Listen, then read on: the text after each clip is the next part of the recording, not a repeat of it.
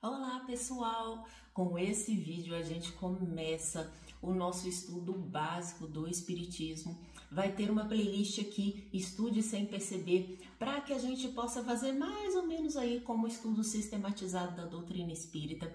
Eu vou seguir os livros da FEB, mas eu também vou colocar aqui alguns contextos dos livros de Chico Xavier e se puder eu trago também, se couber ali dentro do tema, questões da Bíblia ou de algum outro livro aí, mas eu sempre vou avisar para vocês o que está onde e o que eu tirei da minha própria vivência também, para que vocês aí julguem o que vocês acham que é correto ou não. Eu sei que tem gente que só acredita em Kardec, eu sei que tem gente que tem uma mente bem aberta, inclusive a questões fora do Espiritismo, e eu vou trazer aqui para vocês então um estudo básico do Espiritismo, e a intenção aí, inclusive o nome da playlist é esse, porque eu quero que seja uma coisa mais leve, mais tranquila, ou seja, aquela falação toda. Claro que eu vou ter que falar bastante, mas que não seja uma palestra chata e enjoada. Então eu vou trazer algumas histórias, exemplos, enfim, para que vocês aí curtam e consigam aprender o Espiritismo.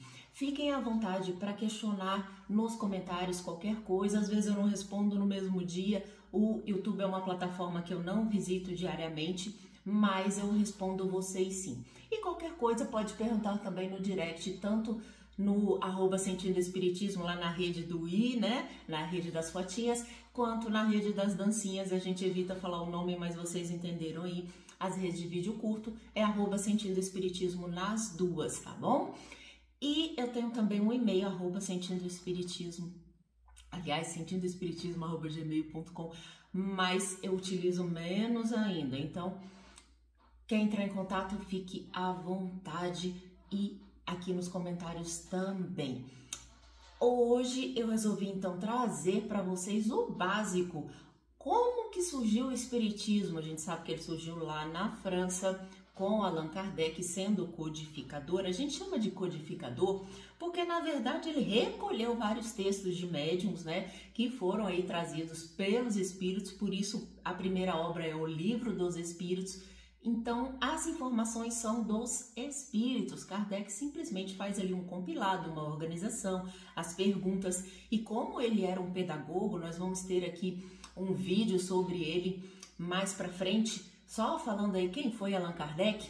Ele conseguiu fazer isso de uma forma muito didática. Então, os livros de Kardec, eles são bastante didáticos e ele coloca sempre o contraponto. É muito interessante da gente ler. Começando aqui, então, o contexto histórico lá da França e do mundo, né? O Livro dos Espíritos surge em 1857, mas eu quero convidar vocês para a Revolução Francesa, lá iniciada em 1789.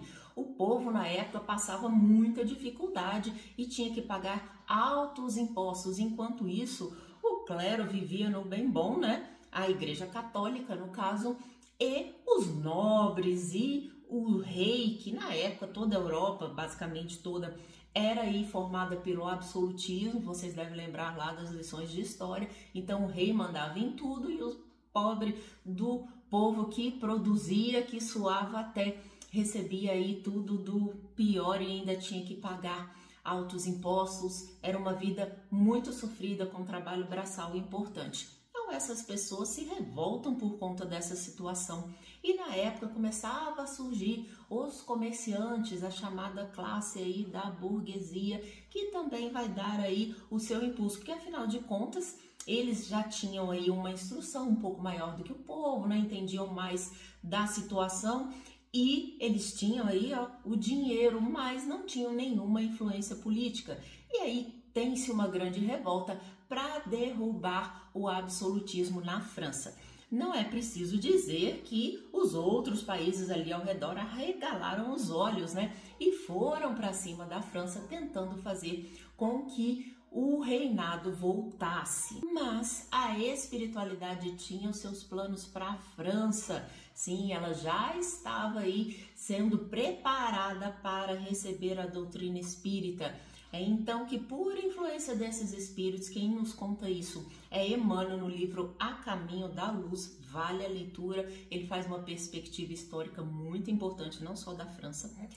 E Nessa época, então, é conseguido um período de paz, onde é feita a Assembleia Constituinte, baseada lá nos princípios franceses que vocês já devem ter ouvido falar, de igualdade, fraternidade, liberdade. É feita, então, uma distribuição melhor ali da renda, né? Pelo menos ali no sentido da classe nobre ter que pagar impostos. E um enviado da espiritualidade, no meio daquela confusão, a França ameaçada de ser invadida, surge Napoleão Bonaparte. Sim, ele era um enviado e tinha uma grande missão de defender o povo francês. Mas o orgulho e a vaidade tomou conta de Napoleão e o que ele fez? Começou uma guerra sem precedentes e começou a tomar vários territórios, e o que era para ser apenas a proteção da França acabou trazendo aí mais karma espiritual, digamos aí nesses termos, para a sociedade francesa. Mesmo assim, no meio dessa confusão toda, em 3 de outubro de 1804, nascia um dos grandes discípulos do Cristo, Allan Kardec. E essa palavra aí de grande discípulo do Cristo está lá no livro A Caminho da Luz de Emmanuel. Cá entre nós, existe aí uma discussão no plano aqui dos espíritas, quem foi Allan Kardec, qual seria a reencarnação dele. Algumas pessoas dizem que ele foi João Evangelista, tá? Isso é comprovado em algum lugar? Não. São falas que existem aí no meio espírita, mas como elas existem, vocês podem ouvir dizer, eu já trago aqui para vocês. Estou afirmando, não estou afirmando nada. Eu acho que as fofocas valem apenas serem ditas quando elas trazem aí uma coisa boa por trás, né? Não sendo falando mal da vida alheia, mas enfim. Eu acho que Allan Kardec seja um evangelista é um grande elogio, mas não conheço nenhum dos dois, então pula essa parte. Continuando aqui no nosso contexto histórico. Agora a gente fala um pouquinho do contexto cultural. Nessa época já tinha surgido aí a tipografia, então era possível produzir aí em razoável escala livros, revistas e vários periódicos que continuavam aí sendo lançados, o que facilitaria muito a divulgação do espiritismo. Inclusive, pouca gente assim fora do meio espírita sabe que existe a Revista Espírita. O que era a Revista Espírita, gente?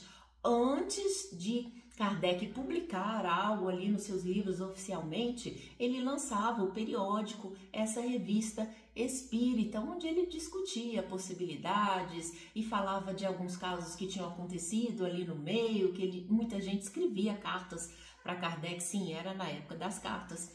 E ele colocava isso na Revista Espírita e discutia com o que ele já tinha de aprendizado até aquele ponto. Então, isso facilitaria bastante. Também mais ou menos aí nessa época vai surgir o telefone, o fonógrafo, inclusive o radiotelégrafo. Vocês lembram lá do telégrafo que batia aqui várias vezes na teclinha e passava uma mensagem lá para o outro lado? Pois é, começavam a surgir esses avanços da comunicação. Entendam que pra gente hoje é muito besta, né? Mas pra época eram grandes avanços. Também naquela época surgiam os grandes estudos do magnetismo, que foram muito importantes para explicar as questões de Allan Kardec. Eu vou pedir desculpas para vocês, porque os cachorros do vizinho não param de latir. Eu fiz diversas pausas, mesmo assim tá difícil gravar. Então vocês vão escutar aí uns barulhos de fundo, ignorem, tá? As teorias atômicas também estavam evoluindo. Lá no começo do século XIX, 1800 e bolinha, surgia a teoria de Dalton. Então, o átomo era uma bolinha indivisível. Depois surgiu a teoria de Thomson, que já tinha ali cargas positivas e cargas negativas dentro daquela bolinha. Hoje a gente sabe que é muito mais complexo, né? Principalmente entrando aí na física quântica. Mas já era uma evolução ao tempo de Kardec. Então, se entendia que havia as cargas negativas, cargas positivas, juntando isso com o magnetismo, né? Sabia-se ali dos campos elétricos e que isso poderia, sim, levar a algumas comunicações, a explicar alguns fenômenos espíritas, por exemplo, o passe, né? Numa infusão de energias magnéticas, mas cenas dos próximos capítulos. Tudo isso foi auxiliando a que Kardec pudesse trazer aí as ideias espíritas com alguma explicação científica. Até hoje a gente não explicou muitas delas, principalmente porque a nossa ciência passou aí por um longo período materialista em que não, espírito não existe, é tudo da matéria, mente é bobagem, ela nasce do cérebro, mas agora a nossa ciência já está se abrindo para algumas coisas e com certeza os pontos da doutrina espírita serão explicados. Eu não acho que seja para breve, mas acredito que serão sim. Na época de Kardec, então, voltando ao nosso contexto, também surgiam grandes expoentes da música. Como diz Emmanuel, denuncia o elevado sabor de espiritualidade avançada. Sabe quem estava lá? Liszt, Wagner, Tchaikovsky e na pintura o impressionismo com Monet, Manet e mais para frente um pouquinho do Livro dos Espíritos, o famoso Van Gogh. No contexto religioso, vamos lá, o catolicismo, aquele clero poderoso, tinha perdido muita força aí na Revolução Francesa, porque vieram todas aquelas ideias liberais e o catolicismo se recolheu numa ideia mais tradicional de que existia o céu e o inferno, e o espiritismo se opõe radicalmente a isso. Inclusive, existe um livrinho que pouca gente leu, chamado O que é o Espiritismo, que Allan Kardec escreveu. E nesse livrinho ele discute com um padre ali da Igreja Católica e ele fala diversos pontos que o espiritismo era contra e ali a igreja vai debatendo. É um livro bem interessante aí para a gente fazer um panorama do que era naquela época o catolicismo e ainda hoje, apesar da maior parte dos católicos, principalmente no Brasil, ser pelo menos aberto aí a alguma questão da espiritualidade um pouco diferente do que manda rigorosamente a Igreja Católica, mas ainda é uma religião diferente, a gente respeita, claro, mas estou aqui trazendo o contexto para vocês que houve importantes embates aí do catolicismo, inclusive chegaram a queimar livros espíritas no Alto de Barcelona, lá na Espanha. Mas isso também vou contar mais para frente para vocês, porque, claro, vem depois da codificação. Já os protestantes eram conhecidos como huguenotes, eles vinham lá do calvinismo, lembram do Calvino, da Reforma Protestante, um pouquinho depois do Lutero? Pois é, eles tinham ali um poder intelectual e social grande e eles haviam ganhado um certo poder ainda mais na questão, inclusive financeira, né?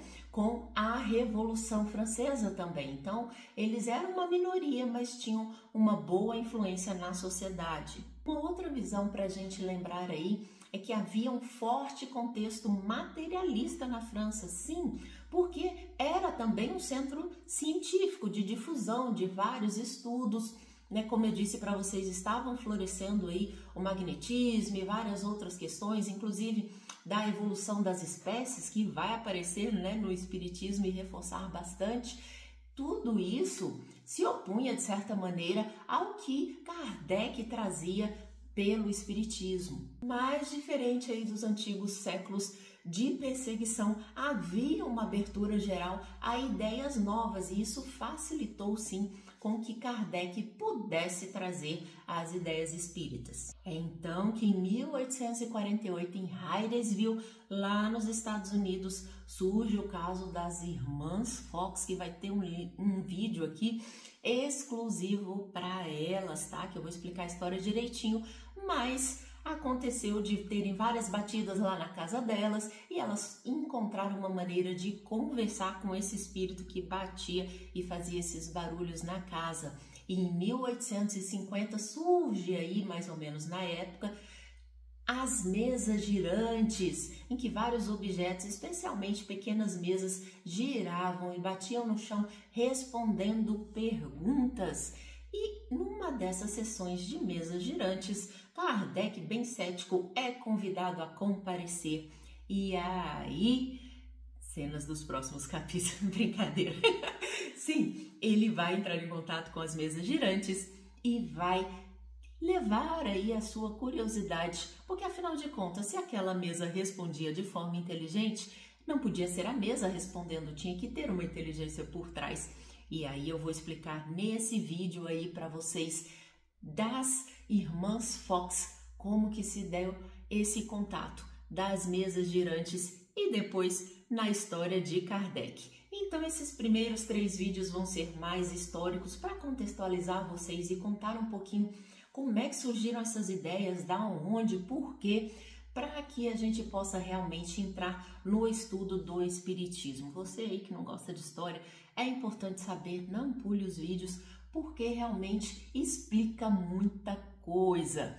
Então, se você gostou, curte esse vídeo, faz os comentários aqui se ficou com alguma dúvida, encaminha para quem você sabe que está começando a estudar o Espiritismo e quer aí de uma forma mais leve, de uma forma online, mas que realmente traga todos os conceitos para estudar aí no seu momento livre, da forma que você achar melhor. Às vezes o ESG das casas espíritas acaba limitando um pouco por conta de horário, de disponibilidade, e eu sei que tem cidades aí que às vezes são pequenininhas, nem tem um centro espírita, e inclusive tem gente aqui que me assiste de Portugal e de outros países. Vocês também são muito bem-vindos e divulguem a doutrina espírita. Um grande beijo para vocês.